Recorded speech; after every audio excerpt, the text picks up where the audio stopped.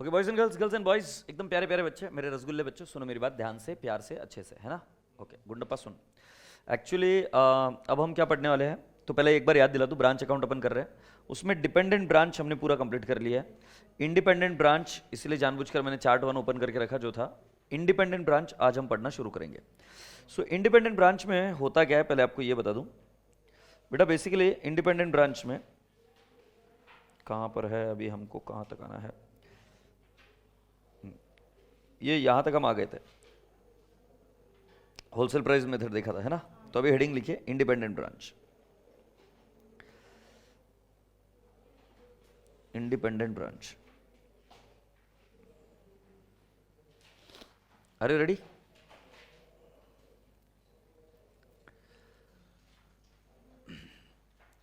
जरा मेरी बात ध्यान से सुनना, एक होता है एचओ और एक होता है ब्रांच। इंडिपेंडेंट ब्रांच में क्या होता है कि एचओ अपनी खुद की ट्रांजैक्शन मेंटेन करता है और उसका खुद का स्टैंड अलोन टीबी बनता है, एग्रीड। वैसे ही ब्रांच का भी क्या बनता है बेटा जी, स्टैंड अलोन टीबी बनता है। मतलब इनके पास वो सब चीजें होती है, purchase book, sales book, purchase return, sales return book, फिर लेजर का बैलेंसिंग, लेजर का बैलेंसिंग के बाद में ट्रायल बैलेंस, ऐसी सारी चीजें होती है। सो ब्रांच अपना खुद का ट्रायल बैलेंस बनाता है और एचओ अपना ट्रायल बैलेंस बनाता है, बट ये दोनों एंटिटी के ओनर सेम ही है, इसलिए क्या करना पड़ता है, इन दोनों एंटिटीज को कंसोलिडेट करना पड़ता है, agreed. So what we are going to learn in this is consolidation of branch account into HO. So of course there are two things which you need to understand. पहला, अगर तुमको बोलेंगे कि branch के final accounts बनाओ, branch के final accounts बनाओ, so बेटा ब्रांच के फाइनल अकाउंट मैं क्या सिखाऊं, 11th में सीखा तो था। प्रोप्राइटरी के फाइनल अकाउंट बनाओ, किसी भी एंटिटी के फाइनल अकाउंट बनाओ। यहां पर ब्रांच एक इंडिपेंडेंट एंटिटी है, उसके फाइनल अकाउंट बनाएंगे। जैसे उदाहरण के तौर पर आईसीआईसीआई बैंक की एक ब्रांच होती है, इंडिपेंडेंट ब्रांच होती है वो, क्योंकि आप उस ब्रांच में अकाउंट ओपन करते हो। मतलब अकाउंट ओपन करना मतलब ब्रांच का खुद का लेजर होगा, तो उनके ट्रायल बैलेंस भी बनेंगे। ट्रायल बैलेंस एक बार मिल गया तो क्या करना है, trading P and L account जो भी बनाना, वो बैलेंस शीट बनाना, वो बना सकते हैं हम। सो किसकी बैलेंस शीट बनाना, ब्रांच की। ऐसे क्वेश्चन आने के चांसेस लगभग लगभग नेग्लिजिबल है। कौन पूछेगा बताओ ना, बोलेंगे कि ब्रांच की trading P and L account बनाओ, तो वो तो नहीं पूछेंगे। फिर क्या करते हैं कि ब्रांच का जो trading P and L account है उसको और एचओ के trading P and L account को कंसोलिडेट करना, consolidated trading and P and L account. When I से कंसोलिडेटेड मतलब एचओ और ब्रांच दोनों की ट्रांजैक्शन को कंसोलिडेट करके लिखना। M I communicating? ओके, अब सुन रहा है ना तू, यहां पर एक इंटरेस्टिंग चीज होती है, एचओ और ब्रांच के बीच में कई सारी ट्रांजैक्शन होती रहती है। एचओ और ब्रांच के बीच में कई सारी ट्रांजैक्शन होती रहती है। कैसे, देखो, एचओ ने माल सप्लाई किया, ब्रांच ने माल बेचा, ब्रांच ने पैसा भेजा, एचओ ने फिक्स्ड एसेट खरीदी किया, यस और no. So here I have to teach you special transaction between branch and HO. दोनों के बीच में ट्रांजैक्शन होती है, तो पहले लिखो in HO's book and in branch books, branch books,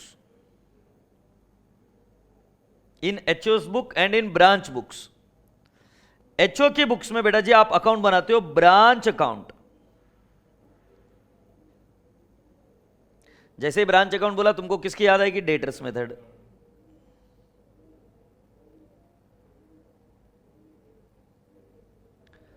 और ब्रांच के बुक्स में आप अकाउंट बनाओगे HO account.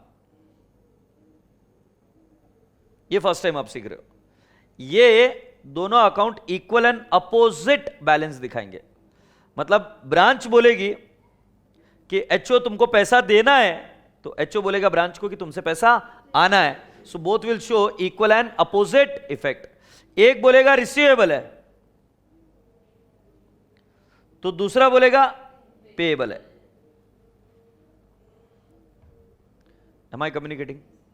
So lovely people, the all things I wanted to say कि एक डेटर्स मेथड होता है और एक, ये डेटर्स मेथड क्या, एक ब्रांच अकाउंट बनता है और एक क्या, एचओ अकाउंट बनता है। एचओ अकाउंट हम बाद में समझेंगे, इज दैट ओके? सो अब मैं आपको ले चलता हूं कि इंडिपेंडेंट ब्रांच में, ये चार्ट बनाते जाइए मेरे साथ। इंडिपेंडेंट ब्रांच में दो टाइप की ट्रांजैक्शन आती है। एक होता है डोमेस्टिक ब्रांच, दो टाइप की प्रॉब्लम्स आती है, एक डोमेस्टिक ब्रांच और एक होता है एएस, सॉरी पहले लिखता हूं इधर, फॉरेन ब्रांच। और फॉरेन ब्रांच में मैं लिखूंगा AS11, आपको फॉलो करना पड़ेगा। So you have got dependent branch and you have got what? Independent branch.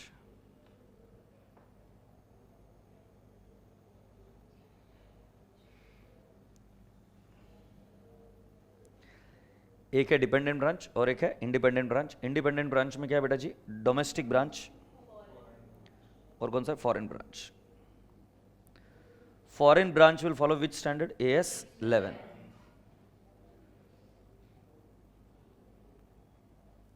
तो अभी मैं आपको पहले फॉरेन ब्रांच सिखाऊंगा। क्यों?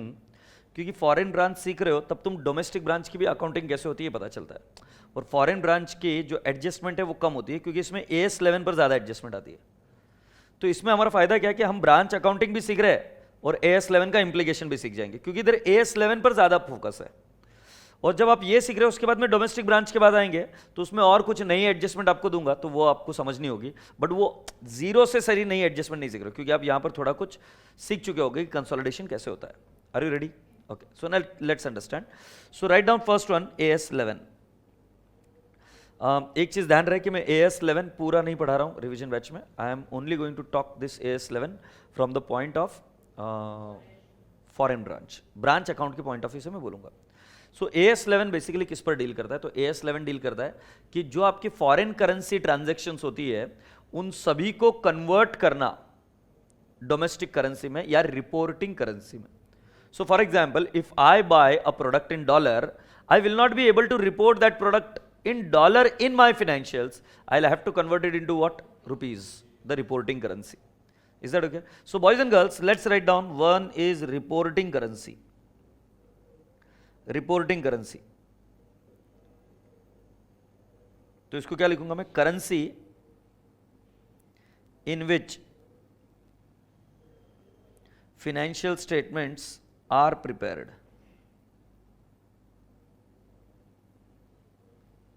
Reporting currency.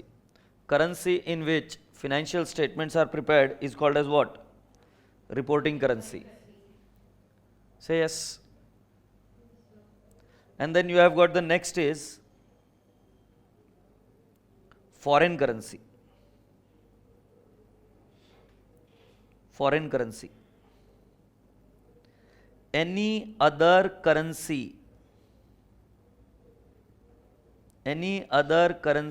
than reporting currency. Any other currency than reporting currency. ऐसा डेफिनेशन क्यों दिया जाता है? क्योंकि या तो ब्लैक नहीं तो व्हाइट, मतलब तीसरी करेंसी नहीं है, इधर फॉरेन और इधर domestic currency, that is reporting currency. Foreign currency मतलब भारत में, इंडिया में अगर फाइनेंशियल स्टेटमेंट बना रहे तो रुपीज कौन सा हुआ? Reporting currency. Then all other currencies will be what? Foreign currency. For example, dollar, it could be pound, it could be yen, right? Anything. All this would be what? Foreign currency. अब बेटा जी हम समझते हैं कि AS11 किस में deal करता है, तो आप लिखना शुरू कीजिए। AS11 डील करता है 1, 2, 3 में। AS11 पहले डील करता है फॉरेन करेंसी ऑपरेशन में, सॉरी फॉरेन करेंसी ट्रांजैक्शन में। Foreign currency transaction. What is foreign currency transaction? Like purchase of goods, so sale of goods, right? Loan borrowed, loan given. All these are foreign currency transaction. कोई भी, जैसे आपने laptop मंगाया US से, foreign currency transaction. Mobile मंगाया, foreign currency transaction. या मान लेते हैं कि आपने कोई सॉफ्टवेयर यहां से सेल किया, वहां पर कंसल्टेंसी प्रोवाइड की फॉरेन में, so these are foreign currency transaction. दूसरा क्या है? Foreign currency operation. Foreign currency operations मतलब कि आपका वहां पर कोई बिजनेस है, आपका वहां पर कोई बिजनेस है। उदाहरण के तौर पर कैसे कैसे बिजनेस हो सकता है, आपकी एक ब्रांच है, आप इंडिया में हो, आपकी ब्रांच है यूएस में, you have got a branch. या दूसरा मैं आपको बोल सकता हूं कि आपकी ब्रांच नहीं है, तो एज्यूम कर दे कि आपका जॉइंट वेंचर है, वहां पर एसोसिएट है, कोई सब्सिडरी है, वहां पर सब्सिडरी है वहां पर, यस और नो। तो इन सभी के ट्रांजैक्शन को फॉरेन करेंसी में रिकॉर्ड किया होगा। तो जैसे एक एग्जांपल इंडिया में एक डिजाइनर वियर है, डिजाइनर वियर इंडिया में। अब भारत के कोई एक डिजाइनर का नाम बोल सकते हो, पॉल नाम का कोई है ना, मनीष मल्होत्रा। अभी भी मैं सुखी आदमी हूं, मतलब मनीष मल्होत्रा इंडिया में डिजाइन बनाते हैं। बट बेटा कई सारे फॉरेन में लोग जाके बस गए and they are NRIs and they have got huge money, but they have got the taste for the Indian clothes. तो अब ये मनीष मल्होत्रा क्या करता है, इनका एक बिजनेस इंडिया में, let's take an example, Mumbai है, लेट्स एग्जांपल बेंगलोर है, राइट, पुणे है, मुझे पता नहीं है कि नहीं है, दिल्ली है, राइट। यहां ये हुई डोमेस्टिक ब्रांच। वहां फॉरेन के लोगों को सर्व करने के लिए उन्होंने दुबई में एक खोल के रखा है, न्यूयॉर्क में एक खोल के रखा है, maybe. So now these are foreign currency operation, वहां पर बिजनेस कंडक्ट हो रहा है, एग्रीड। बट बेटा लेबर इंडिया में सस्ता है, जो भी माल बनाया जाता है इंडिया में बनाया जाता है, क्योंकि जो रेशम या बाकी की जो भी चीजें चाहिए होती है वो सारी इंडिया में मिलती है। You don't get it that those things there, it becomes difficult. So यहां पर मे बी मैन्युफैक्चर कर वो किसको भेजा जाता है, ब्रांच को। सो ब्रांच वहां पर क्या करती है, वहां पर अपने खुद की इंडिपेंडेंट तरीके से बुक्स मेंटेन करती है और उनका ट्रायल बैलेंस बनाती है, हाँ या नहीं। तो उनको माल इंडिया से आता है, वो फॉरेन में बेचते हैं, फॉरेन करेंसी में ट्रांजेक्शन हुई, वहां पर डॉलर में ट्रांजेक्शन होगी या दुबई के दिनार में ट्रांजेक्शन, जो भी चीज है उसमें ट्रांजेक्शन हुई। अब तुम्हारे ऊपर जिम्मेदारी बन जाती है कि इस ट्रायल बैलेंस को तुमको कंसोलिडेट करना है एचओ के अंदर। तो बेटा जी तुम फॉरेन करेंसी को तो रिपोर्टिंग करेंसी में ऐड नहीं कर सकते ना, तो आपको उसको कन्वर्ट करना पड़ेगा रिपोर्टिंग करेंसी में। तो ये सारी चीज करना ये AS11 सिखाएगा, और होने के बाद कंसोलिडेट करना ये हम ब्रांच अकाउंट में सीखेंगे। दोनों ही चीजें आपके सिलेबस में। Have you all understood this? So कैसे कैसे हो सकता है foreign currency operation, in form of a branch, joint venture, associate और सब्सिडरी। उसमें से हमें जो डिस्कस करना है सिर्फ ब्रांच, इज दैट ओके? अब नेक्स्ट फॉरेन करेंसी ऑपरेशन के बाद में फ्यूचर, फॉरेन करेंसी फ्यूचर्स और डेरिवेटिव, फॉरेन करेंसी डेरिवेटिव।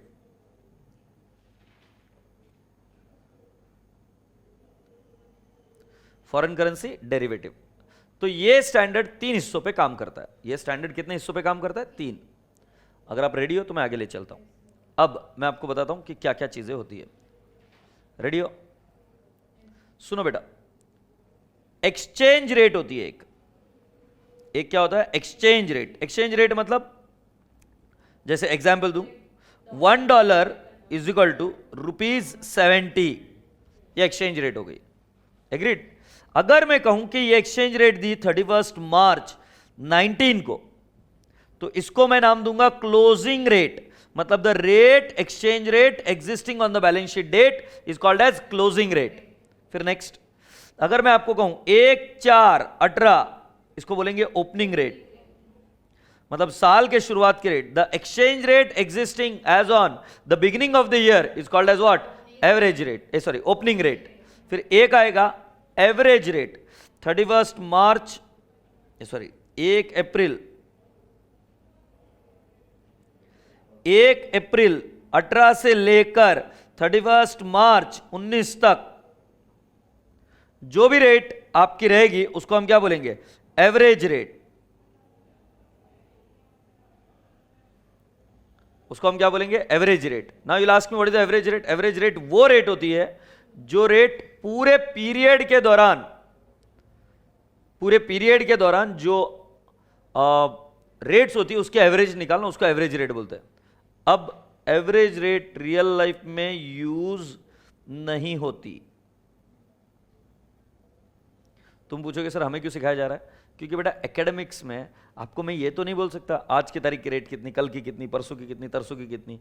अब जैसे तुम माल परचेस करोगे साल में 100 बार, तो 100 बार की रेट तो तुमको नहीं दिया जा सकता ना। सेल करोगे 50 बार, तो 50 बार की तो रेट नहीं दी जा सकती ना। तो एक जुगाड़ बोलकर कि मेरे बच्चों को टेस्ट करना है, तो उसके लिए क्या लिया जाता है? एवरेज रेट लिया जाता है। बट रियल लाइफ में क्या यूज होता है वो बताता हूं। That is called as rate existing at the time of transaction. ये रियल लाइफ में होता है। जैसे फॉर एग्जाम्पल रेट अभी भी देखो फ्लक्चुएट होती रहेगी, 10-15 पैसा पैसा ऊपर नीचे होती रहती है, फ्लक्चुएट होती रहती है। तो मैंने मान लो आज के दिन बाय किए कुछ डॉलर, तो जिस रेट पर मैंने बाय किया वो एक्चुअल रेट, तो इसको मैंने क्या बोला? Rate existing at the time of transaction, it will be called as what? Actual rate. सबसे ज्यादा सुपीरियर एक्चुअल रेट, सबसे ज्यादा सुपीरियर एक्चुअल रेट। बट हम आपको हर बार एक्चुअल रेट नहीं दे सकते। जुगाड़ क्या है? Average rate. तुम्हें पता है स्टैंडर्ड क्या बोलता है? AS11, if the rate do not fluctuate lot then average rate में बी यूज्ड। अगर रेट ज्यादा फ्लक्चुएट ना हो तो कौन से रेट यूज कर सकते हो? Average rate. But otherwise real life में एवरेज रेट यूज नहीं होती है, रेट यूज होती है which is existing on the date of transaction. Say yes actual. अगर आपकी ये बात समझ में आ गई होगी तो मैं आगे बढ़ूं। तो मैंने बताया एक्सचेंज रेट इतनी प्रकार की होती है, उसमें क्लोजिंग रेट, ओपनिंग रेट और क्या? Average rate. अब मैं आपको आगे लेके चलता हूं नेक्स्ट पॉइंट। बेटा एक होता है मॉनिटरी आइटम, एक होता है नॉन मॉनिटरी आइटम।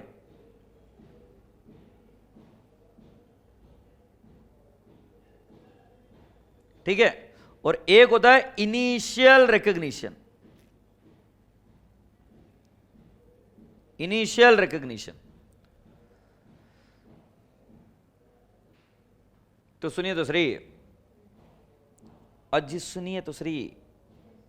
जैसे पहले इनिशियल रिकॉग्निशन हो रहा है, purchase, sales, right, interest received, interest paid, salary, agreed. ये सारे खर्चे हो रहे हैं, मान लो फॉरेन में हो रहे हैं, मान लो फॉरेन करेंसी में हो रहे हैं। किस में हो रहे हैं?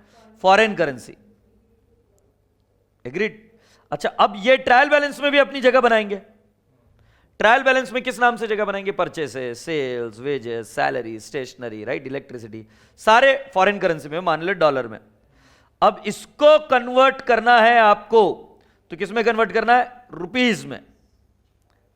तो रुपीज में कन्वर्ट करना है, तो मैंने आपको बताया कि कौन सी रेट लेने का रियल लाइफ में? Rate existing on the date of transaction. मतलब जिस दिन सैलरी दी उस दिन की रेट बता दो, मल्टीप्लाई करके या डिवाइड कर कर आप निकाल दो रुपीज में। बट बेटा प्रॉब्लम यह है कि एक्चुअल तो दे नहीं पाएंगे, तो इसलिए हम कौन से रेट यूज करेंगे? Average rate.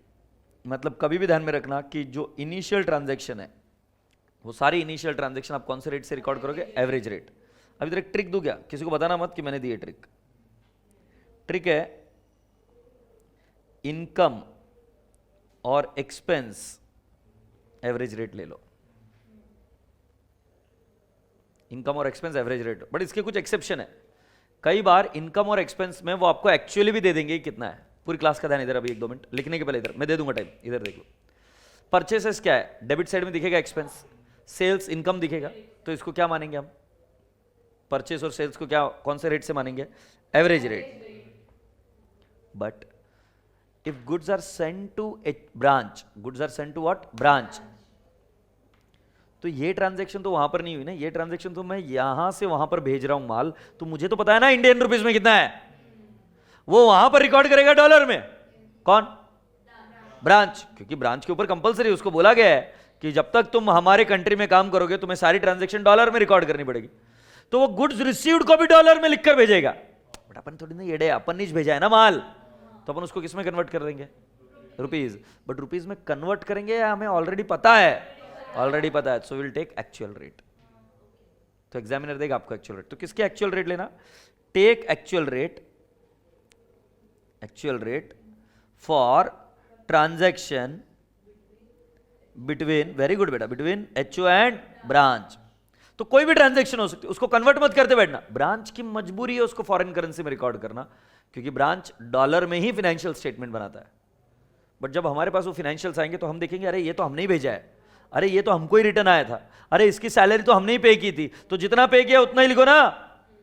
सो इनकम और एक्सपेंस के लिए टेक एवरेज रेट, बट ध्यान रहे take actual rate for transaction between HO and branch. हैप्सी।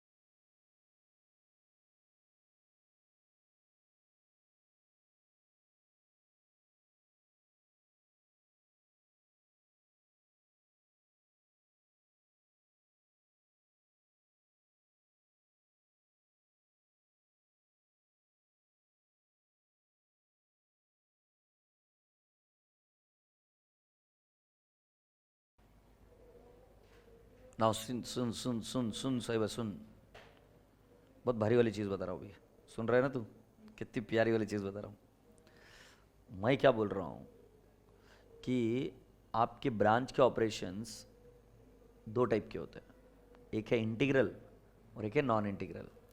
ये बस दिमाग में रखो, मैं आगे समझाऊंगा क्या है, बट मैं अभी आपको बताने की कोशिश कर रहा हूँ कि मॉनिटरी आइटम क्या है। मॉनिटरी आइटम वो होते हैं, अच्छा तुम बताओ क्या है तुम्हारे हिसाब से मॉनिटरी मतलब? हाँ बिल्कुल सही, जो बिल्कुल सही क्या बोल रहे हैं कि जो मनी टर्म्स में मेजर कर सकते हैं, ये बिल्कुल बकवास डेफिनेशन है, ये नहीं है। चल गए नाम पड़ा मॉनिटरी, जो पैसे नहीं, मॉनिटरी का मतलब ये है which can be determined in fixed and determinable amount. The key word is fixed and determinable amount. जैसे मुझे बताओ बेटा ये मोबाइल कितने का, बता। हाँ तू बता कितने का। हाँ ये लो 35,000 दो, चलो। But then you are ready to take right 35,000 में। अरे गधेड़ो, हाँ हाँ तो बता अभी कितने का भी है, तो समझ में आ रहा है पुराना है नया नहीं है ये। हाँ बता अभी कितने का है ये। 30,000, 15,000, वेरी गुड नालायक, आई सी नालायक 15,000, बट एनीवेज दिस 15,000, ऑलराइट। 3 महीना भी नहीं हुआ। हाँ नेक्स्ट। तो कोई 15 बोलेगा, कोई 20 बोलेगा, कोई 18 बोलेगा, कोई 24 बोलेगा। This is not fixed and determinable. So for that matter, this projector, television, this furniture, these are not fixed and determinable. But if I say cash, fixed and determinable. Fixed and determinable की और एक खास बात, जिसको आप court में खींच के लेके जा सकते हो। मतलब तुम्हारे बैलेंस शीट में एक आइटम है डेटर्स, 40,000 रुपए आने हैं। तुम्हारे बैलेंस शीट में एक फिक्स्ड असेट है, 40,000 रुपए आने हैं। दोनों ही असेट है। अगर एक व्यक्ति ने पैसा नहीं दिया 40,000, तो तुम उसको कोर्ट में लेके जा सकते हो। वो कौन है? डेटर्स। बट फिक्स्ड एसेट को तुमने बेचने के लिए गए, 40,000 रुपए नहीं आए, तो उसको कोर्ट में लेके जा सकते हो। सॉरी फिक्स्ड एसेट को देखो नालायक 40,000 में नहीं बिक रही है। समझ में आ रहा है कि नहीं? Fixed and determinable which can be proven in the court of law. मतलब पैसा कम आएगा, बैड डेट्स होगा, वो बात अलग है, but you can prove it in the court of law कि सर इतने रुपए आने हैं। Bills receivable, debenture, loan given, debtors, creditors, bills payable, this BR, these are all what? Monetary item. So can I say monetary items मतलब fixed and determinable? और non monetary क्या है? Which is not monetary. मतलब standard इतना प्यारा है ना, ये दो ही चीजें बोलता है कि इधर ब्लैक और व्हाइट। सो एक तो मॉनिटरी होगा which is fixed and determinable, otherwise it is non monetary. So monetary क्या एग्जांपल्स होंगे? Debtors, creditors, loan, debenture, BR, bills payable. I hope आप सभी लोगों को समझ में आ रहा है। और बेटा जी विच इज नॉट मॉनिटरी, तो उसका एग्जांपल आएगा स्टॉक, यस और नो? स्टॉक, फिक्स्ड एसेट्स, बाकी सारी एसेट्स ये इधर आ जाएंगे। Maybe some of the investment also in shares, investment in shares.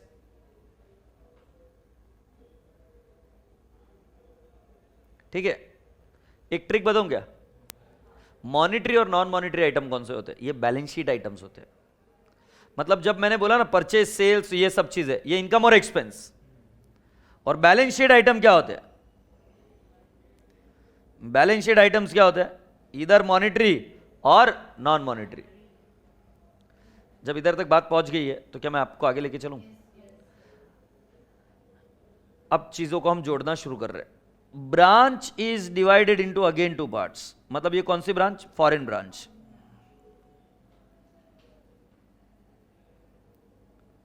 Foreign branch is divided into two parts. One is called as integral and the other one is non-integral. One is integral and the other one is non-integral.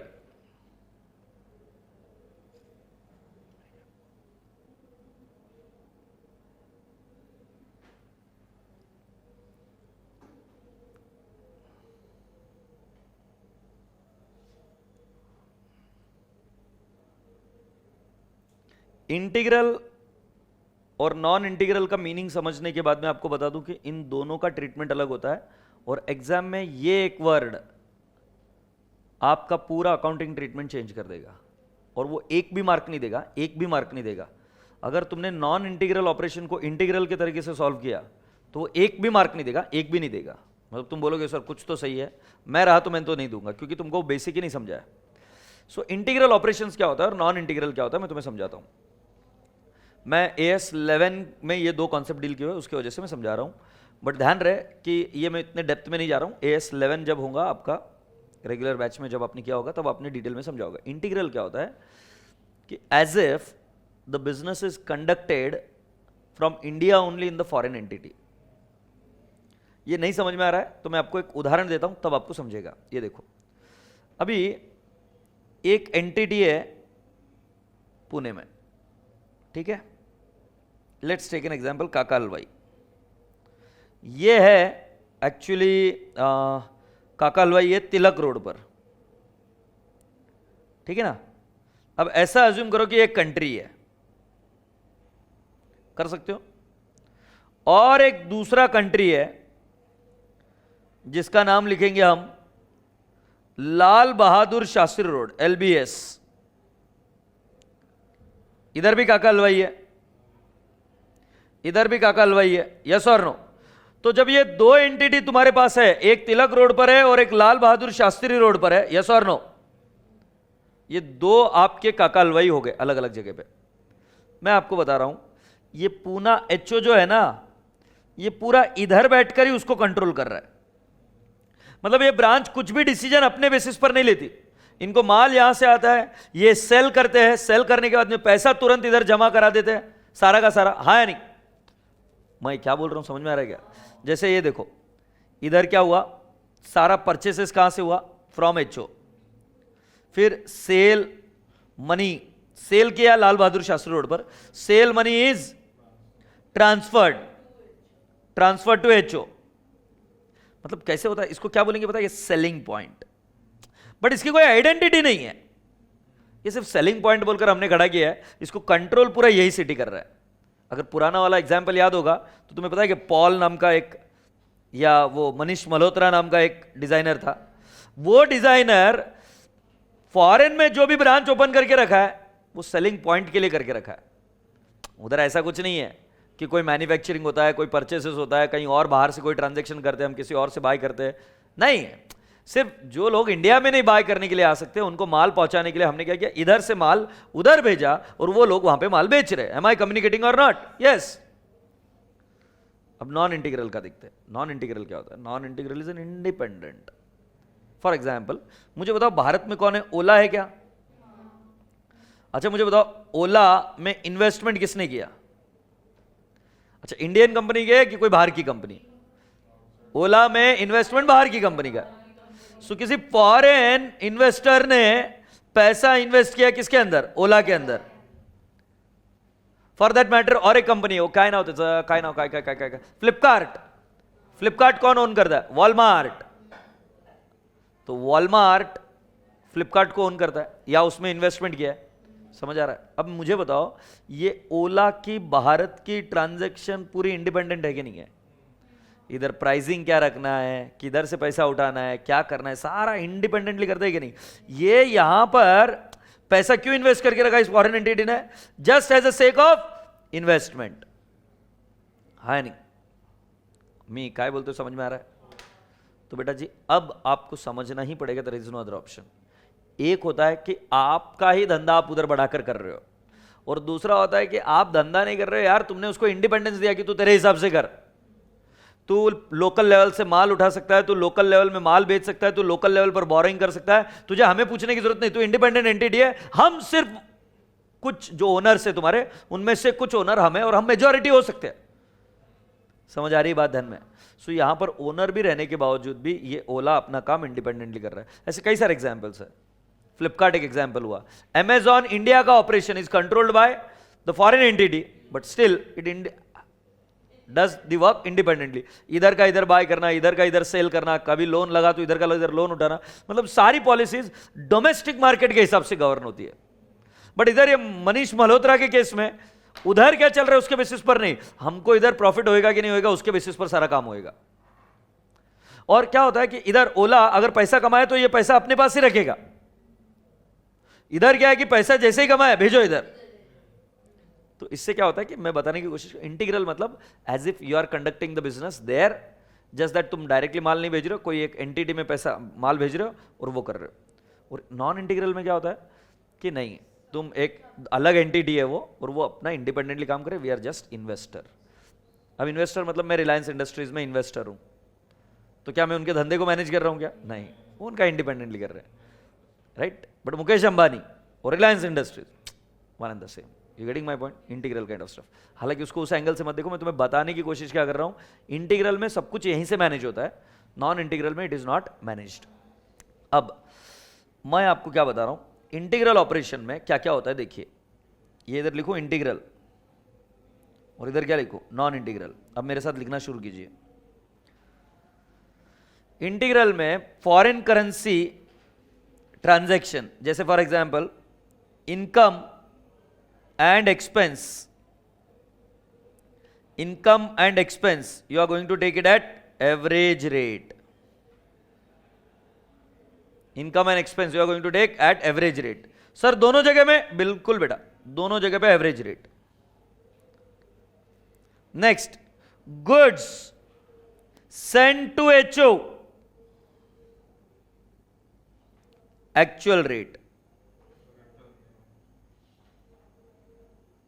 Actual rate का मतलब समझ में आ रहा है क्या? जो दिया रहेगा एग्जिस्टिंग, हाँ जो दिया है वो। फिर next, good send to HO के बाद में मैं अगर आपके सामने अगला लिखूं,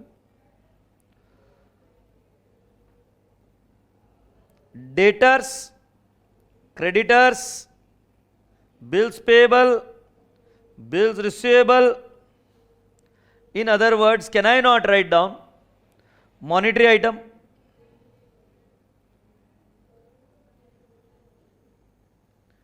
इसके लिए मैं लिखूंगा क्लोजिंग रेट, और इधर भी कौन सा लिखूंगा? Closing rate. मतलब मॉनिटरी आइटम दोनों ही केस में कौन से रेट पर जाता है? Closing rate. Non monetary item, non monetary item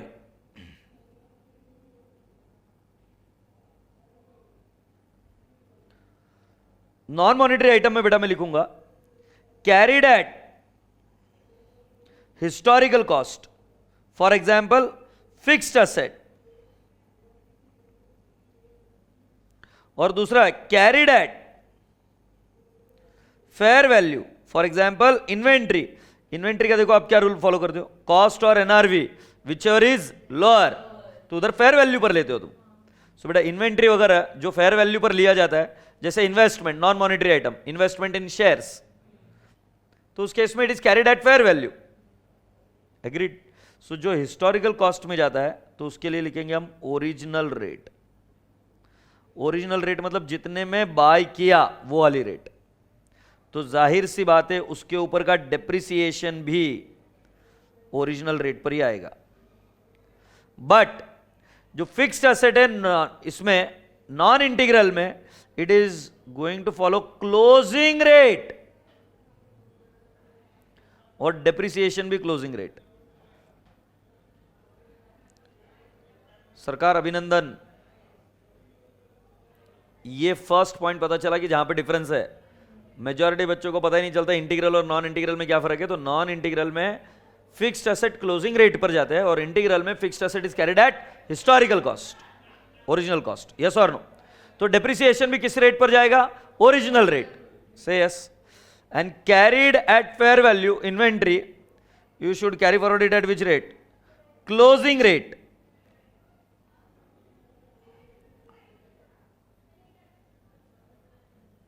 और ये भी कौन से रेट पर जाएगा? Closing rate. मतलब ऐसी कोई भी चीज जो आप फेयर वैल्यू डिसाइड करते हो, तो फेयर वैल्यू कब डिसाइड होती है? जनरली ईयर एंड में। तो उसको भी आप कौन से रेट पर लोगे? Closing rate. एग्रीड? तो मतलब फर्क कहां पे आया? जो डिफरेंस कहां पे है? Fixed asset. यस और नो? अच्छा, अभी और एक क्रक्स। इधर ऐसा होगा कि कन्वर्जन के वक्त फॉरेन करेंसी एक्सचेंज डिफरेंस आएगा। वो क्यों आएगा, कैसे आएगा, वो मैं समझाऊंगा। फॉरेन करेंसी एक्सचेंज डिफरेंस आएगा। अगर फॉरेन करेंसी एक्सचेंज डिफरेंस आया तो it will hit P and L account year. But अगर इधर आया फॉरेन करेंसी एक्सचेंज डिफरेंस, तो it will be transfer to balance sheet as foreign currency translation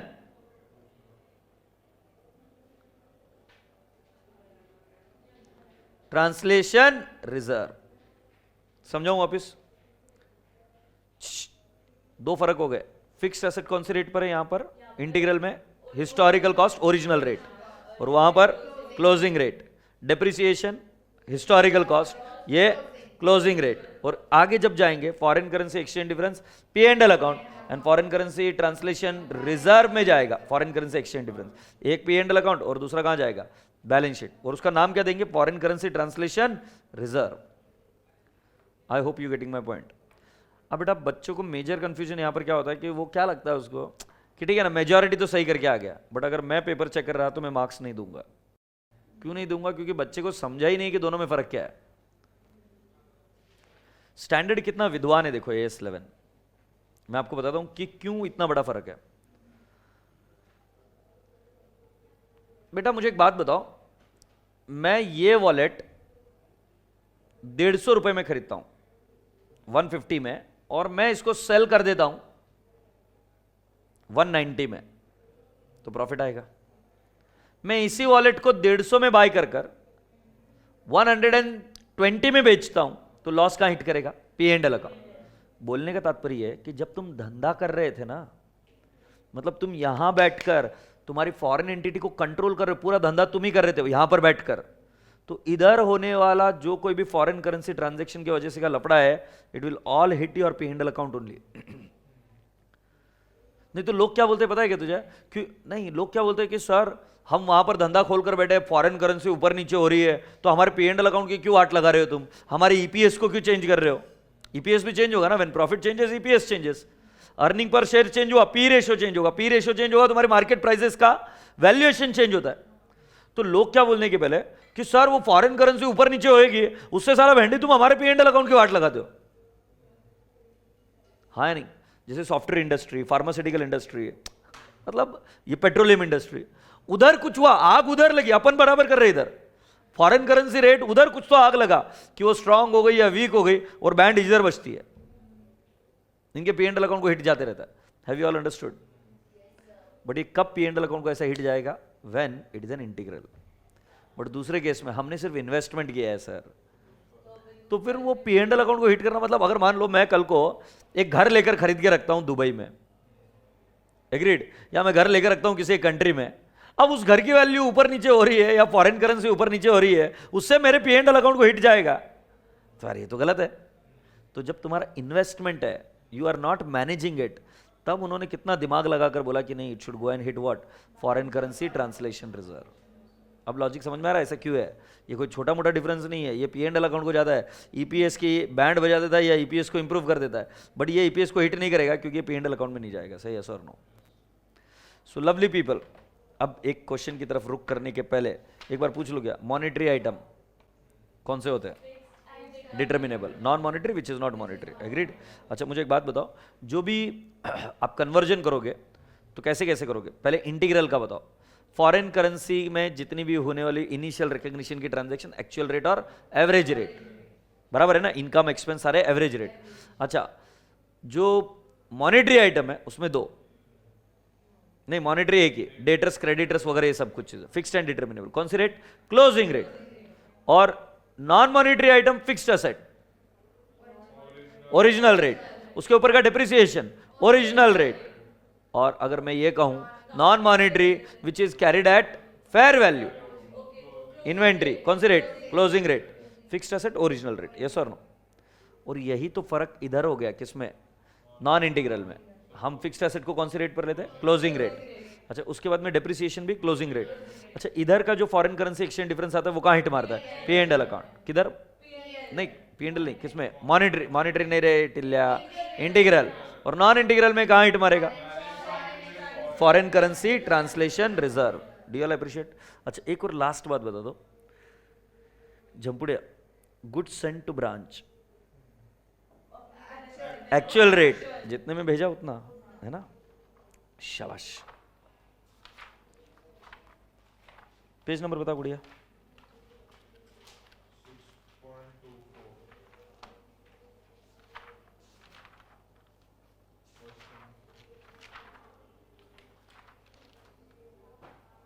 six 6.24 पर आ गए?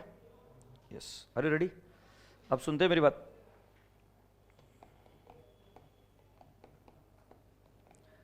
स्टेप्स क्या क्या करने का है लिख लीजिए। Steps to solve foreign branch, steps to solve foreign branch.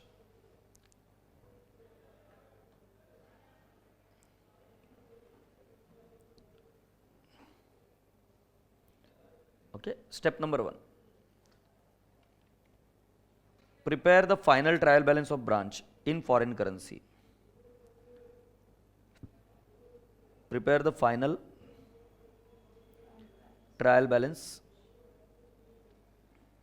of branch in foreign currency. ये सही है? उनका पहले फाइनल ट्रायल बैलेंस बनाओ। Second, decide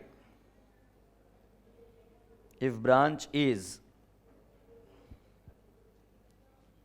integral or non-integral.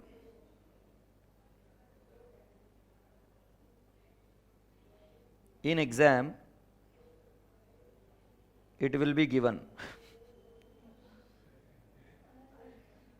ठीक है, but if not given, assume it to be integral, give such assumption, but if not given, assume it to be integral, give such assumption कि हमने इसको क्या माना है? Integral. Third step,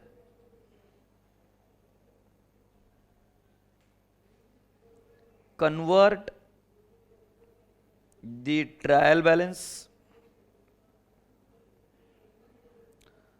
after incorporating all the adjustment, convert the trial balance after incorporating all the adjustment into reporting currency,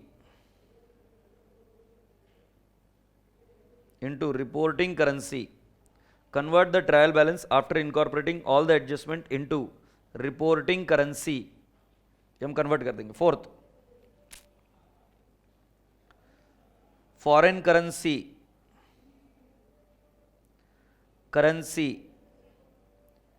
exchange difference will be transferred, foreign currency exchange difference will be transferred to profit and loss account कौन से operations में तुम बताओगे, या second balance sheet. सो ये कौन से, इसमें इंटीग्रल, दूसरे में नॉन इंटीग्रल। और नॉन इंटीग्रल में क्या नाम से ट्रांसफर करोगे, फॉरेन करेंसी ट्रांसलेशन रिजर्व। और fifth state, prepare financial statement normally.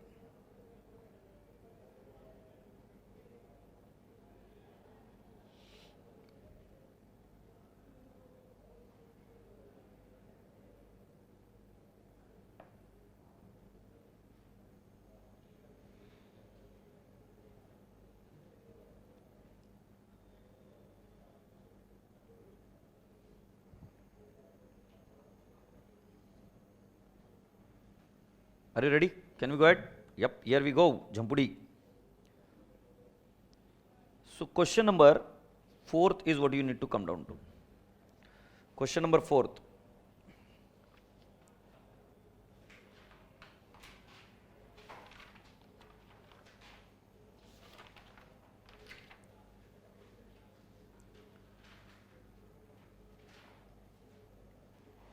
We are there on page number 23. Question number 4th. The Washington branch. Washington branch मतलब क्या आएगा बेटा, dollar. Washington branch dollar. Mumbai send the following trial balance as on 31st of XYZ limited Mumbai. Mumbai मतलब क्या, rupees, तो India, तो तुमको dollar को कन्वर्ट करना होगा रुपीज में as on 31st December. You will not believe me, क्या क्या गड़बड़ करके आता है बच्चा। अगर डॉलर को रुपीज में कन्वर्ट करना है तो आपको मल्टीप्लाई करना पड़ेगा, बट अगर रुपीज में डेटा दिया और डॉलर में कन्वर्ट करना है तो डिवाइड करना पड़ेगा। तो ये ध्यान में रखना है कि कौन सी करेंसी स्ट्रांग है। अगर जिस करेंसी को आप कन्वर्ट कर रहे हो डॉलर को, अगर वो स्ट्रांग है तो आपको क्या करना पड़ेगा, मल्टीप्लाई। और नहीं समझ में आए तो क्रॉस मल्टीप्लाई करके कर लेना। $1 इज इक्वल टू रेट देंगे वो फिर क्या दिया, डॉलर दिया है, तो फिर इधर क्रॉस मल्टीप्लाई करके कर लियो, जान मत खाइयो। हाँ, हेड ऑफिस बेटा, हेड ऑफिस मतलब ये किसके बुक्स में है, ये चुबे हेड ऑफिस का अकाउंट बनाएगा, गाय छाप गाय छाप गाय छाप, ये ब्रांच का है ना। अच्छा, ये डेबिट बैलेंस और ये क्रेडिट बैलेंस। सो ये जो एचओ का बैलेंस है ये आप हाईलाइट करके लीजिए कि ये एक्चुअल लेना है। पूछो क्यों एक्चुअल लेना है।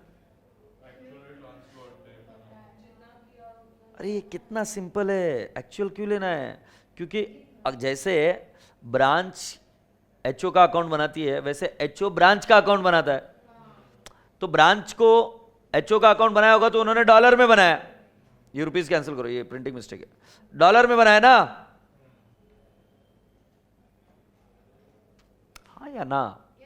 सो अभी एचओ ने ब्रांच का अकाउंट बनाया होगा रुपीस में, ये बोल रहा है कि तुमको पेएबल है, हम क्या बोलेंगे, तेरे से रिसीवेबल है। तो जब हमको रुपीस का फिगर पता है तो हम बोलेंगे, वो कहां पे दिया होगा, नीचे दिया होगा हमेशा। In the head office books the branch account stood as follows. ये वाला जो बैलेंस है ना 8,60,000, तो हम कितना फिगर लेंगे, 8,60,000। वो डॉलर में हमें फिगर दे रहे कि 22,800, और हम इसको कन्वर्ट करते नहीं बैठेंगे, हम बोलेंगे क्यों कन्वर्ट करेंगे, हमें एक्चुअली पता है कि 8,60,000 रुपए तुमसे आने हैं। यस सर, तो ये इधर जाके लिख दीजिए 8,60,000। से यस बेटा। सेल्स कौन सी रेट लोगे, average. Debtors creditors closing rate.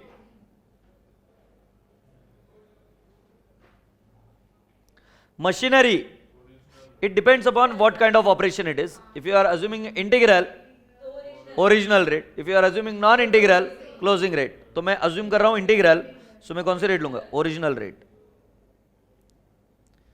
Cash at bank, closing rate. Monetary item है ना cash at bank. Stock, opening stock है बेटा, ओपनिंग रेट। क्लोजिंग स्टॉक होता तो हम क्या बोलते हैं, उसकी फेयर वैल्यू डिसाइड होती है, तो क्लोजिंग रेट। सो तुम जो एवरेज रेट या एक्चुअल रेट बोल रहे हो ना, ध्यान में रखना वो सिर्फ इनकम और एक्सपेंस के लिए बोलो। बैलेंस शीट आइटम के लिए आपको मॉनिटरी, नॉन मॉनिटरी और वो वाला लॉजिक लगाना पड़ेगा। आगे बढ़े, goods from HO actual, expenses average rate. क्या लॉजिक लगाया बेटा मैंने, जो बैलेंस शीट आइटम है उनके अंदर क्लोजिंग रेट लेना है कि नहीं लेना है ये डिसाइड करना है। और सिर्फ फिक्स्ड असेट को कौन सा रेट ले लेना है? Original rate. तो देखो बैलेंस शीट असेट साइड दिख रही है क्या? जितने भी बैलेंस शीट असेट साइड में दिखेंगे कौन से रेट ले लोगे? Closing rate. फिक्स्ड असेट कौन से रेट लोगे? Original rate. लाइबिलिटी साइड के जितने भी आइटम है कौन से रेट ले लोगे? Closing rate. एग्रीड? फिर मैं आपसे पूछूंगा कि पी एंड एल अकाउंट दिख रहा है क्या? तुम बोलोगे हाँ। तो पी एंड एल अकाउंट के जितने भी आइटम है एवरेज रेट या actual rate? P and L account के इनकम और एक्सपेंस जो एक्चुअली हमें पता है, जैसे गुड्स सेंट टू एचओ, वो कौन से रेट पे लेंगे? एक्चुअल। और जो डेप्रिसिएशन वगैरह है, सो किस तरीके से हमने फिक्स्ड एसेट को लिया है उसके बेसिस पर डेप्रिसिएशन होगी। अगर फिक्स्ड एसेट ओरिजिनल रेट से लिया है तो डेप्रिसिएशन भी कौन सा? Original rate. सो देखो summarise, fixed asset asset side, fixed asset asset original rate, बाकी के asset closing rate, liability side closing rate. अगर इंटर कंपनी ट्रांजैक्शन की वजह से एचओ अकाउंट ब्रांच अकाउंट है एक्चुअल, फिर इनकम और एक्सपेंस एवरेज रेट, वहां पे क्लोजिंग रेट नहीं होती है। डन और नॉट? डेप्रिसिएशन में क्या करना? अगर जो रेट लिया है फिक्स्ड एसेट के लिए उसके बेसिस पर इधर डेप्रिसिएशन आएगा। और जो एचओ अकाउंट है या गुड्स सेंट, ये कैसे लेंगे? एक्चुअल। से यस, दैट्स इट। और फॉरेन करेंसी डिफरेंस कहां डालना? एक्सचेंज डिफरेंस मुझे पता है कहां डालना है? पी एंड एल अकाउंट, क्योंकि ये कौन सा मान के चल रहे हैं? इंटीग्रल। अब आगे ये ब्रांच अकाउंट दिया बेटा, ये ओपनिंग बैलेंस है, ये कैश है ये पता है, और ये 29,26,000 रुपीज है। Sorry, goods sent to branch, हमने माल भेजा किसको? ब्रांच को। तो क्या बेटा जी इधर है क्या वो एक्चुअल जो हमने बोला गुड्स फ्रॉम एचओ? सो 64,000 की जगह हम कितना लिखेंगे? 29,26,000। ये फिगर गया। हम किस में कन्वर्ट कर रहे हैं? डॉलर को रुपीज में।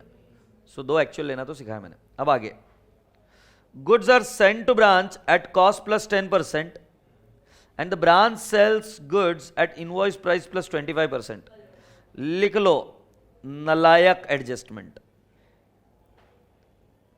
मतलब 1 minute deep silence for those kids जो इस एडजस्टमेंट को देखकर छोड़ देंगे क्वेश्चन। क्योंकि बेटा जी फॉरेन ब्रांच में कभी ये नहीं बोलेंगे आपको एक consolidated P and L account वगैरह बना के दो। स्टॉक रिजर्व का लॉजिक सिर्फ होल्डिंग के बुक्स में आता है, सॉरी सिर्फ एचओ के बुक्स में आता है। You will ask me why? Profit किसको हुआ है? एचओ को हुआ है। तो कौन दिखाएगा स्टॉक रिजर्व? एचओ। अब ये तो होलसेल प्राइस है ना, कॉस्ट प्लस 10% पर बेचते हैं, बट सेल कैसे करते हैं? Invoice price plus 25%। बेचना ये होलसेल प्राइस है। तो बेटा ब्रांच कभी भी लोडिंग के एंट्री नहीं करती, एचओ करता है, क्योंकि एचओ बोलता है कि ये स्टॉक ज्यादा वैल्यूड हो गया है, इसको कम करो। स्टॉक रिजर्व की एंट्री कल भी अगर आपको याद होगा तो मैंने consolidated P and L account में किया। स्टैंड अलोन ब्रांच कैसे करेगी? ब्रांच को पता कहां से स्टॉक रिजर्व कितना है? यस और नो? सो बेटा जी लास्ट लाइन पर आ जाओ। ये बोल रहे prepare branch trading and P and L account in dollar, convert trial balance into Indian currency and prepare branch trading and P&L account and the branch account in the books of HO। अगर दिमाग में जा रहा है तुम्हारे तो मैं वापस से समझा दूं कि आप यहां पर क्या करने वाले हो। You are simply going to create branch trading and P&L account, so there is no question of stock reserve. Stock reserve is the logic in books of HO। तो ये टाइम पास हो गया ना? अब आगे, machinery was acquired on 31st Jan 2002 when $1 was 40। हाँ या नहीं? सो बेटा जी मशीनरी कितने रुपए की देखो? 24,000। और क्या रेट थी उस जमाने में? 40। लो कैलकुलेटर पर 24,000 into 40,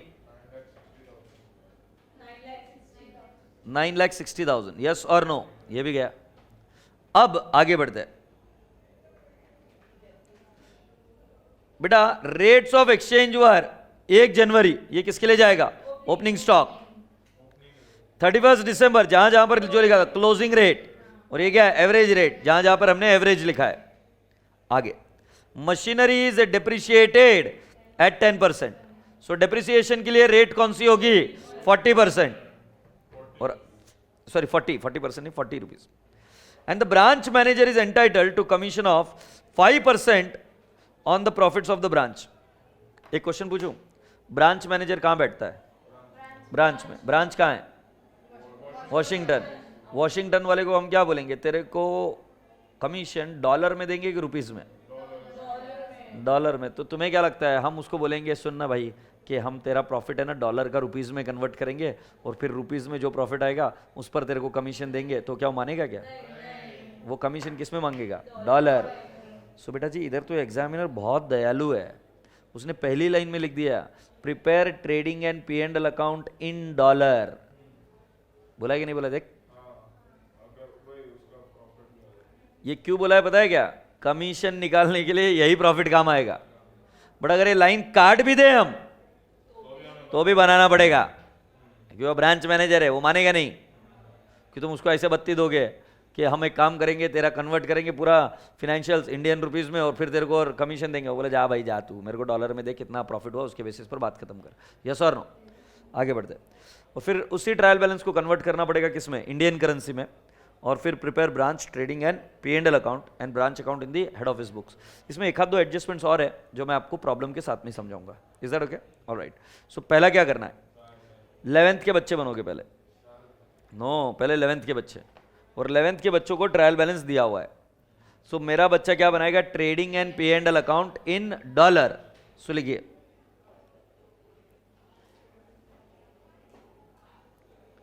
trading and profit and loss account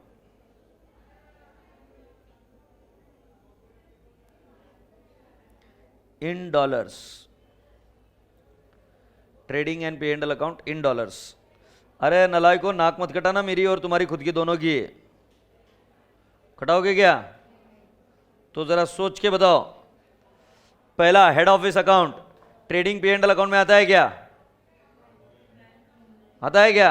नहीं। सेल्स आएगा क्या? तो बस लिख दो बाय सेल्स। डॉलर में ही बनाना है तो 84,000 लिख देंगे। अरे उधर ऊपर रुपीस क्या है कि मैं भारत का रहने वाला हूं। अरे डॉलर, डॉलर आएगा डॉलर।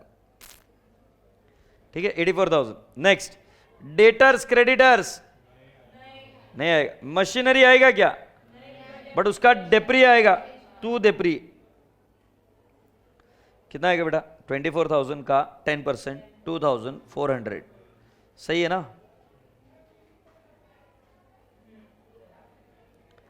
फिर कैश एट बैंक कहां जाएगा? Balance sheet asset side opening stock to opening stock. बताएंगे कितना आएगा? 11,200। फिर goods from HO. Goods from HO आएगा कि नहीं आएगा? आएगा। सो क्या लिखेंगे? 2 फ्रॉम एचओ। बोलो बेटा कितना है? 64,000। Expenses to expense. You're absolutely right, 5,000। अच्छा क्लोजिंग स्टॉक दिया है क्या? नहीं दिया है। ओ हो। तो वो जो एडजस्टमेंट थी वो निकम्मी नहीं निकली। उस एडजस्टमेंट से तुमको क्लोजिंग स्टॉक निकालना पड़ेगा। क्लोजिंग स्टॉक छपाएगा किसी की बुक में? समझे क्या? मैंने कहा था कि कुछ एडजस्टमेंट्स है। क्लोजिंग स्टॉक छपा है? नहीं। सो क्लोजिंग स्टॉक को हम सॉल्व करेंगे। क्लोजिंग स्टॉक याद है कि हम कैसे सॉल्व करते थे? क्लोजिंग लिखे सेकंड, फिर उसके बाजू में नीचे competition of closing stock in dollar.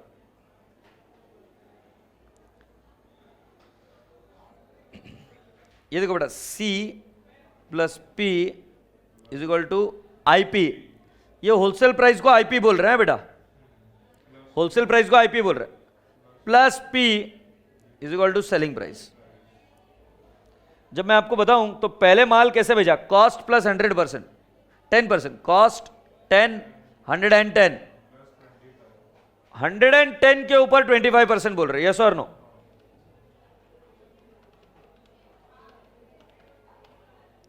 सो ये आएगा 27.5 और ये आ जाएगा 137.5।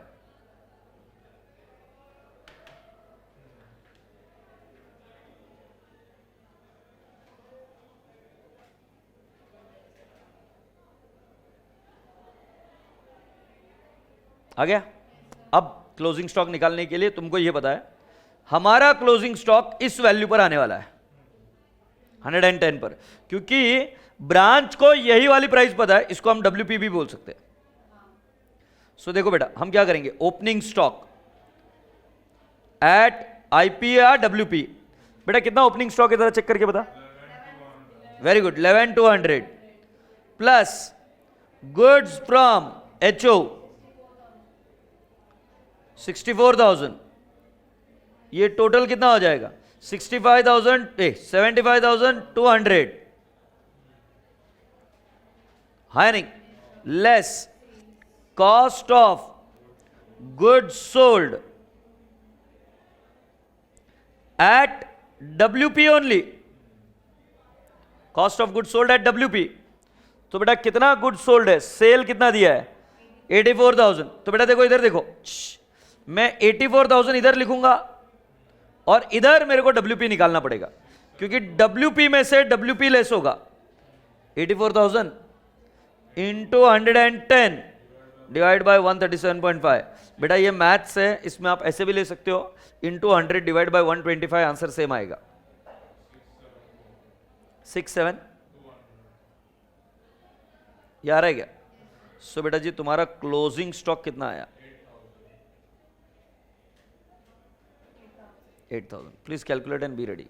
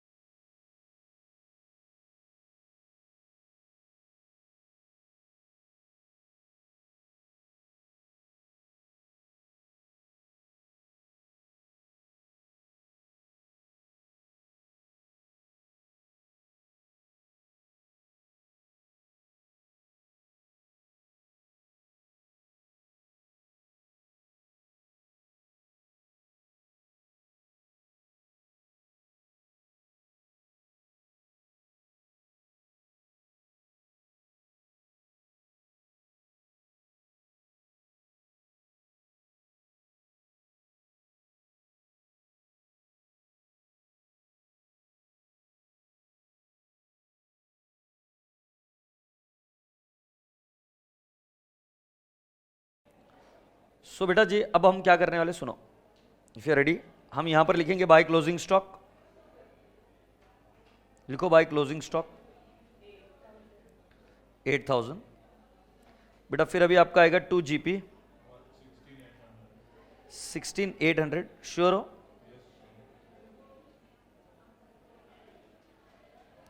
और बाय GP ब्रॉट डाउन 16,800, और ये आएगा 2 NP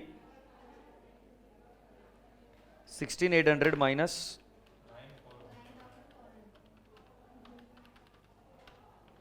9,400। बट NP के पहले कुछ करना पड़ेगा ना, एग्रीड और नॉट? सो बेटा जी ये नेट प्रॉफिट हमने सिर्फ कैलकुलेट करने के लिए किया, आपकी जानकारी के लिए। और अभी इधर क्या लिखेंगे, 2 कमीशन, यस और नो? बेटा कमीशन जरा जाके चेक कर कैसे दिया है, 5% of the profits of the branch. Now you have to assume whether it is after charging or before charging such commission. मैं before charging assume कर कर calculate करूंगा। So 9,400 into 5% 470 और 2 NP कितना आएगा बेटा जी 8,930। सब कुछ डॉलर में आएगा।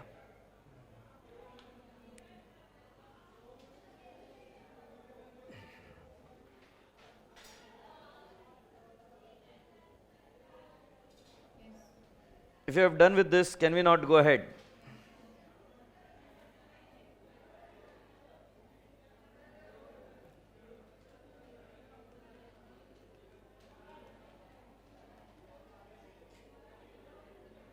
Shall I go ahead? Okay. इसके बाद हमको क्या करना है, कन्वर्टेड ट्रायल बैलेंस,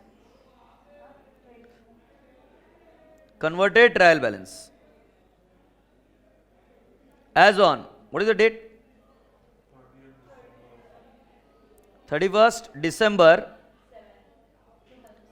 2007। बेटा अभी इधर गड़बड़ नहीं करना, जरा ध्यान से देखना।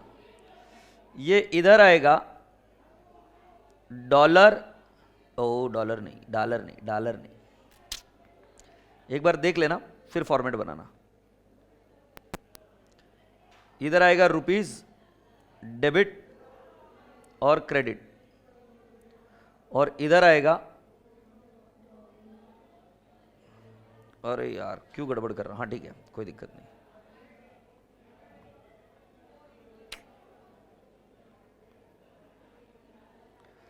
इधर आएगा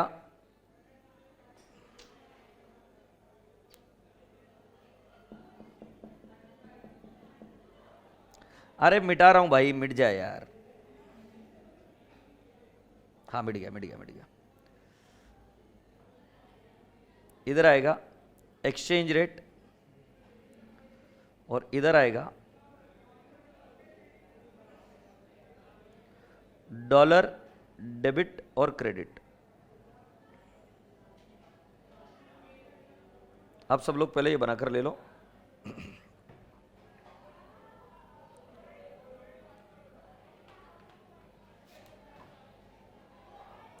तो बेटा पहले हमें क्वेश्चन को ही कॉपी करना है, बट क्वेश्चन को कॉपी करते वक्त सारी एडजस्टमेंट को इनकॉर्पोरेट करके करना होगा। कैसे, मैं समझाता हूं। Head office I will write down 22,800, फिर sales I will write down 84,000, फिर debtors and creditors I will write down 4,800 and 3,400। फिर मैं लिखूंगा पूरी क्लास का ध्यान इधर, अभी एक सेकेंड, पूरी क्लास का ध्यान इधर, मशीनरी, और उसी के नीचे लिखूंगा डेप्रिसिएशन। तो जो भी एडजस्टमेंट है सारी इधर की इधर कर देना। Machinery I will not write down 24,000, 24,000 minus 10% ना, तो 21,600, और डेप्रिसिएशन को भी डेबिट बैलेंस होता है तो 2,400 डेबिट में। फिर cash at bank, cash at bank I will write down 1,200 debit balance. फिर opening stock there is no change, so I will write down 11,200। फिर गुड्स फ्रॉम एचओ,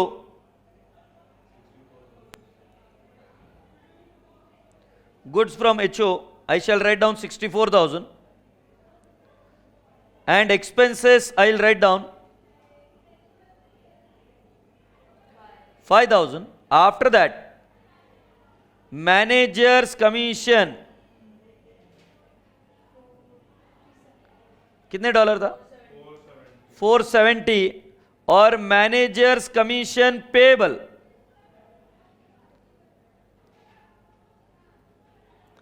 470। क्या आपको ये चीज समझ आ रही है क्या? क्योंकि एंट्री कर रहा हूं मैं, तो कमीशन एंड कमीशन पेबल ऐसे दो चीजें बनेगी। एंट्री क्या होती है, manager's commission to outstanding commission, outstanding commission will be a balance sheet item, and commission will be what, P and L account expense item. बिल्कुल सही। इसके बाद आपको एक लाइन हमेशा खाली छोड़नी होती है, वो फॉरेन करेंसी एक्सचेंज डिफरेंस के लिए क्या आ रहा है वो। फिर इधर क्या ले लेंगे, टोटल एक लाइन खाली छोड़कर, और इसके नीचे लिखना होता है क्लोजिंग स्टॉक। कभी भी क्लोजिंग स्टॉक और ओपनिंग स्टॉक एक साथ नहीं आ सकता, तो क्लोजिंग स्टॉक नीचे लिखेंगे। क्लोजिंग स्टॉक गुड़िया आपने निकाला भी, कितना था, 8,000 डेबिट बैलेंस से यस। इधर ये ट्रायल बैलेंस टैली होगा ऐसा, डन। अब आप सभी बच्चों से रिक्वेस्ट है कि रेट के बारे में तो मैंने आपको ऑलरेडी सिखाया। एचओ क्या लेंगे, एक्चुअल। सेल्स क्या लेंगे, एवरेज। डेटर्स, अरे बेंडी ये इधर तो रेट लिखनी है ना, इधर रेट लिखनी है। ओरली मेरे को पूछना है कौन सा रेट लेना है, तो एवरेज।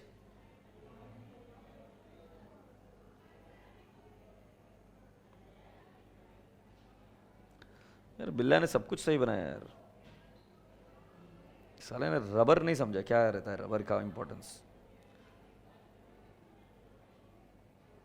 भाड़ में जा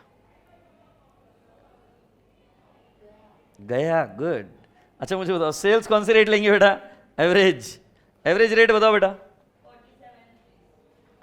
47। अच्छा debtors creditors closing rate 48, machinery actual 40, depreciation 40, ये cash at bank 48, opening stock opening rate, goods from HO actual, expenses average 47, managers commission. अब पूरी क्लास सुनेगी, पूरी क्लास का ध्यान इधर।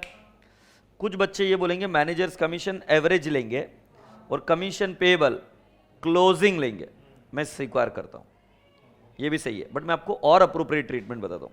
मैनेजर्स कमीशन तुमने बोला एवरेज क्योंकि एक्सपेंस है, और मैनेजर्स कमीशन पेबल क्या? क्लोजिंग। मैं स्वीकार करता हूं, बट ये मैकेनिकल हुआ। बट मैंने क्या सिखाया आपको कि बेटा जी जो एक्सपेंस होता है उसको एक्चुअल डेट ऑफ ट्रांजैक्शन का रेट लेना चाहिए। और तुम्हें नहीं पता कि मैनेजर्स कमीशन पे एंड अकाउंट कैलकुलेट करने के बाद में ही कैलकुलेट कर सकते हैं हम। तो इसीलिए उसके लिए एवरेज रेट की जगह अगर आप क्लोजिंग रेट लेंगे तो ज्यादा अच्छा होगा, क्योंकि उसी दिन हमने कमीशन कैलकुलेट किया। So closing rate here is an actual rate, yes sir. But अगर मैं बताऊं सैलरी टू आउटस्टैंडिंग सैलरी होता, इंटरेस्ट टू आउटस्टैंडिंग इंटरेस्ट होता, outstanding interest would have gone to closing rate, interest rate would have gone at average rate. ऐसा भी हो सकता है ना, इंटरेस्ट टू आउटस्टैंडिंग इंटरेस्ट, तो उस केस में तुम ज्यादा सही। बट इस केस में क्या है बेटा जी, ये जो मैनेजर्स कमीशन इसका एक्चुअल रेट अगर ढूंढेंगे तो वो क्लोजिंग ही होगा, हाँ या ना? सो कितना लेंगे?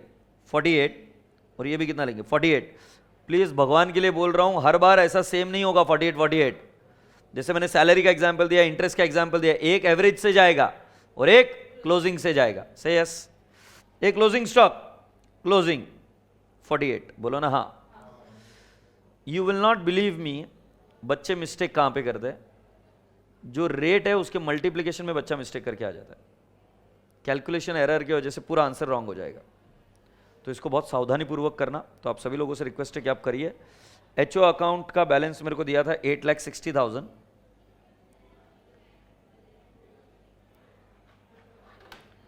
और ये मेरे को दिया था 29,26,000।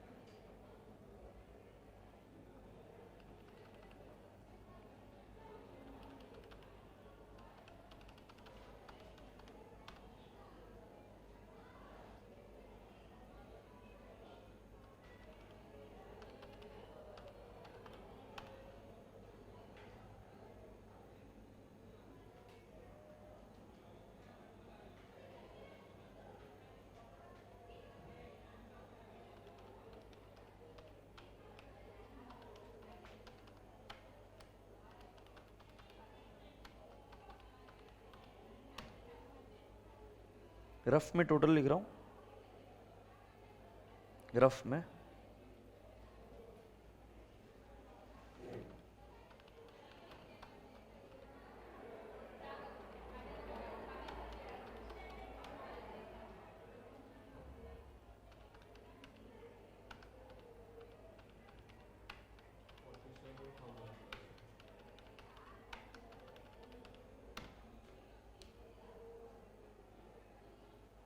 49,93,760 will be the total.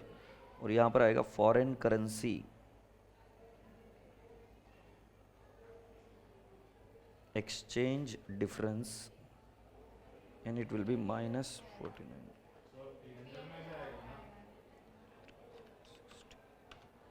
47,000 difference आ रहा है क्या? बेटा पी एंड एल अकाउंट में जाएगा, बराबर है। मैंने फॉरेन करेंसी ट्रांसलेशन रिजर्व कहाँ लिखा? एक्सचेंज डिफरेंस है ना, रिजर्व लिखता तो मैं गड़बड़ होता। Foreign currency exchange difference P and L account में जाएगा, तो जब पी एंड एल अकाउंट बनाऊंगा तब उधर डालूंगा डेबिट साइड में। तो मेरा डिफरेंस तो 48,000 आ रहा है, आप चेक कर लीजिए आपका कितना आ रहा है। 3,84,000। तो ये रहा मेरे डिटेल्स, आप चेक कर लीजिए आपका क्या क्या आता है।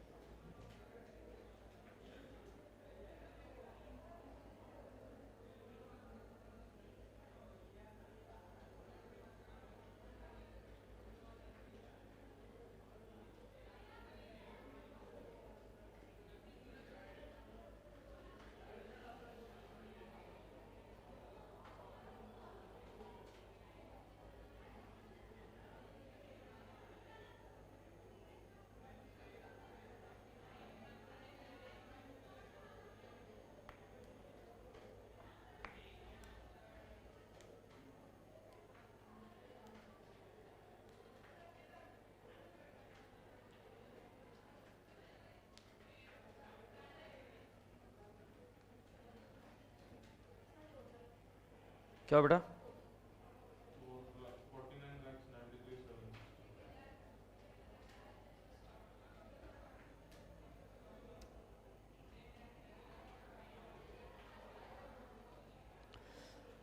एक कैलकुलेटर का शॉर्टकट शेयर करना चाहूंगा अभी। देखो इसमें रेट 48 कहाँ पे कांस्टेंट है? यहाँ पर, यहाँ पर, यहाँ पर, यहाँ पर, ठीक है ना? 4 जगह है क्या? मुझे पता नहीं तुमको आइडिया है कि नहीं है। तो 48 इंटू 4,800 आपका आया 230,400। अब कुछ नहीं करना कैलकुलेटर पर, एज इट इज प्रेस कर देना 3,400, आपको आंसर आ जाएगा 163,200। You should press 1,200 and you will get the answer 57,600। समझ में आ रहा है कि नहीं आ रहा? मतलब जो कांस्टेंट है वो कैलकुलेटर में पहले रखने का, और जो वेरिएबल है जो चेंज होने वाला है उसको सेकेंड टाइम में रखने का और कर देने का मल्टीप्लाई। एग्रीड? चलो भाई आगे बढ़े बेटा। अरे यार कॉपी कर कर छोरी का नहीं हो रहा है, एग्जाम में अकेली करेगी नालायक, कैसे करेगी रे?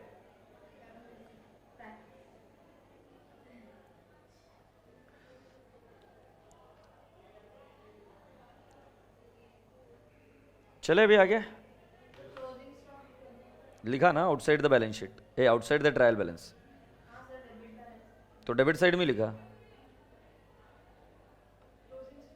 क्लोजिंग स्टॉक को डेबिट बैलेंस ही होता है। Stock is an asset.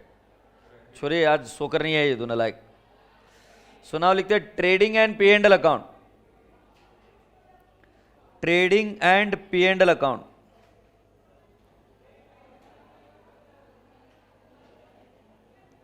ये अभी कौन से रुपीज में बना रहे बेटा? कौन से करेंसी में बना रहे? Rupees. So rupees. Now you have got opening stock,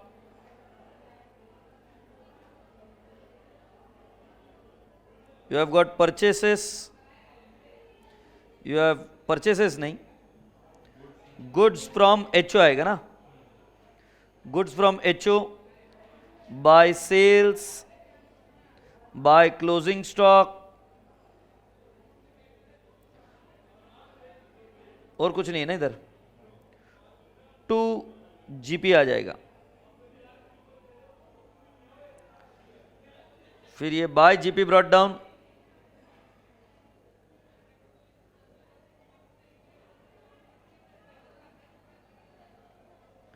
bye GP brought down, फिर इधर आएगा 2 डेप्रिसिएशन, 2 एक्सपेंसेस, 2 मैनेजर्स कमीशन, और एक आएगा 2 फॉरेन करेंसी एक्सचेंज डिफरेंस।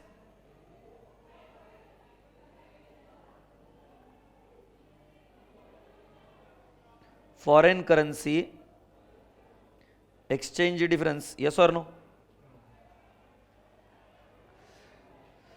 फिर उसके बाद में एनपी या जीपी आएगा। अब मैं आपसे, आप पर डिपेंड हो रहा हूं कि आप मुझे ट्रायल बैलेंस देखकर बताइए सेल्स का फिगर कितना है। 39,48,000। Closing stock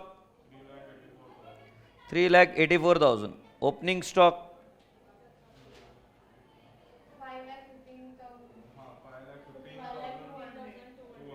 200। परचेसेस है ही नहीं बेटा। 29,26,000 इज गुड्स फ्रॉम एचओ। बेटा जी इसके अलावा और कोई आइटम है क्या जो trading P and L account में आएंगे? लिख दिया ना एक्सपेंसेस। अभी पहले जीपी निकाल देता हूं।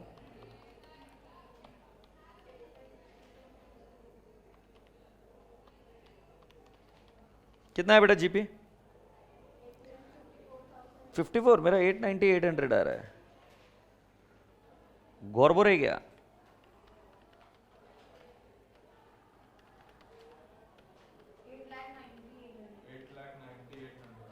छोरी कितना तंग करती है रे, 2 बार करा दिया काम बेचारा आदमी से। 8,90,800 सही है ना? और ये 890,800। अच्छा बता डेप्रिसिएशन कितना है बेटा आपका वहां पे? 96,000। और expense 2,35,000। Manager salary sorry commission 22,560। और ये फॉरेन 47,000 सही है ना?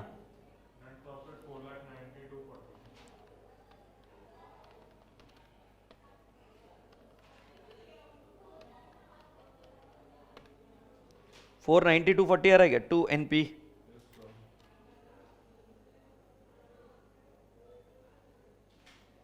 ये टैली हुआ 492.40। So you take your own time and complete it off. और उसके बाद में इसका बनाएंगे हम balance sheet in rupee terms. We have to be very very alert and you know need to write fast each and every figure.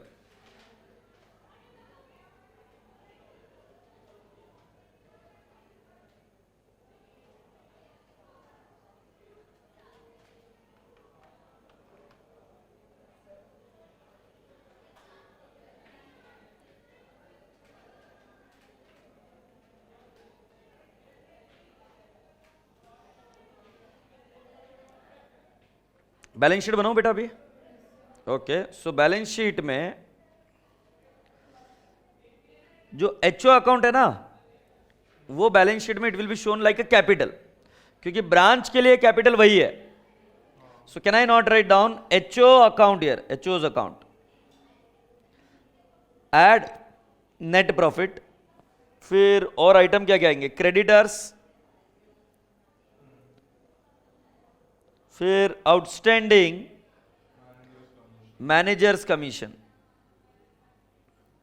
On this side you will have fixed asset less depreciation, that is machinery less depreciation. You have got debtors, you have got cash at bank,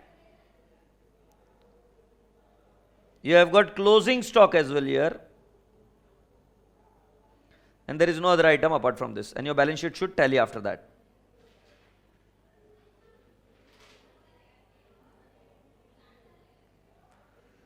So HO's account कितना था बेटा? HO's account if I am not wrong is 8,60,000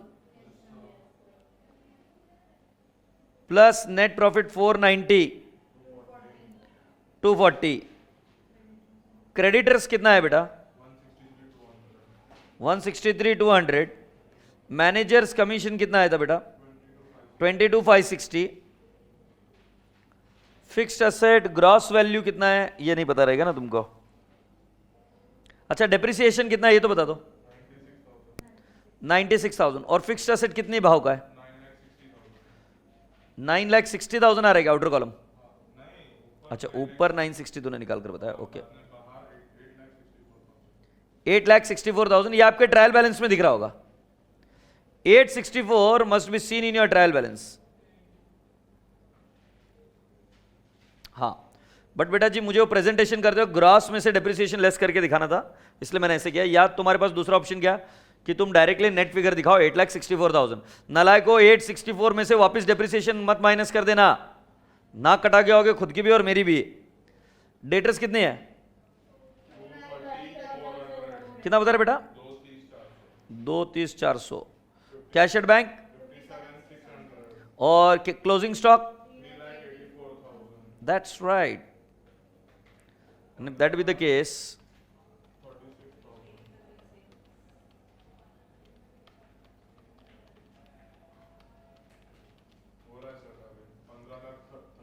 $15,36,000. 15,36,000. जय माता दी। तुम मानोगे नहीं but तुम्हारी foreign branch के टफेस्ट प्रॉब्लम है मॉड्यूल जो हमने सॉल्व किए। हाँ अब बाकी के इससे रसगुल्ले है, मतलब बस मॉड्यूल खोलना है और बस ऐसा रसगुल्ला रखना है मुंह में और अपने आप जाएगा सोन पापड़ी के जैसे अंदर। You don't even have to chew if you have understood this problem. Alright, can I ask you one thing कि अगर ये इंटीग्रल नहीं होता, नॉन इंटीग्रल होता तो तुम क्या कांड करते इधर? सो मतलब एक इस जगह पे चेंज आता क्या? हाँ नहीं, ये क्लोजिंग रेट पर आ जाता, बाकी तो कोई दिक्कत नहीं है। और ये फॉरेन करेंसी एक्सचेंज डिफरेंस की जगह ट्रांसलेशन रिजर्व आता और ये लाइबिलिटी साइड में जाता। बट अगर डेबिट बैलेंस आता ना बेटा, अगर मान लो डेबिट आता तो ये नेगेटिव आइटम दिखता लाइबिलिटी साइड, अगर क्रेडिट बैलेंस आता तो लाइबिलिटी साइड में पॉजिटिव आइटम। यस और नो? बाकी का सब कुछ सेम टू सेम जाएगा। समझ गए? सो बेटा जी अगर मान लो यही गड़बड़ कर दिया आपने कि आपको नॉन इंटीग्रल क्या रहता है और इंटीग्रल क्या रहता है पता ही नहीं, और तुमने रेट वही लिख के आ गए और तुम बोले नहीं इतना अच्छा मिस्टेक हुआ, मार्क्स तो मिलेंगे क्या? तुम बताओ मार्क्स मिलने चाहिए क्या? नहीं, क्योंकि तुम्हारे बेसिक लॉजिक्स में प्रॉब्लम है। Is that okay? सो बराबर से करना। और इसमें जो अभी तक फीडबैक मिले एग्जामिनर से वो ऐसा है कि बच्चे मिस्टेक कैलकुलेशन में ज़्यादा करते हैं, and calculation mistake will screw up very badly. Is that okay? So with this we have wound up foreign branch और अभी के लिए एंड करते हैं। Is that okay? So foreign branch के सारे क्वेश्चन अभी आपको घर पर ट्राई करने हैं, and let's meet up after that. Is that okay? All right. Thank you so much. Bye-bye.